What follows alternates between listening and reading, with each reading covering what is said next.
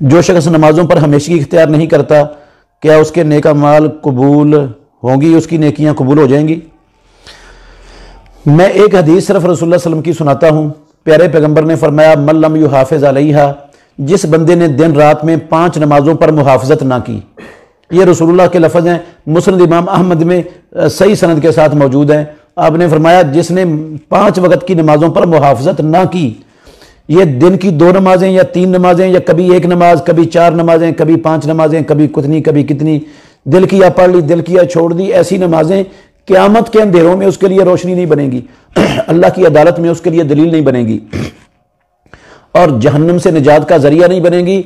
और वो बंदा क़यामत वाले दिन फ़िरऔन, कारून, हामान और उबई बिन खलफ के साथ होगा। तो ये फ़िरऔन, कारून, हामान, उबई बिन खलफ, ये अल्लाह के बड़े बड़े दुश्मन, ये जहन्नुम में होंगे। आप इसे अंदाज़ा लगा लें कि ये जो नमाज पर मुहाफ़ज़त नहीं करता, जो रोज़ाना 5 नमाजें बाजमात पढ़ने का एहतिमाम नहीं करता, ये अल्लाह के नबी के लफ्ज़ तो सच हैं, ये तो गलत हो नहीं सकते। वो उनके साथ होगा और वो जहन्नम में होंगे तो ये भी जहन्नम में होगा। इसका मतलब है उसकी जो 1-2 नमाजें हैं ना दिन की, वो उसके लिए फ़ायदा नहीं देंगी।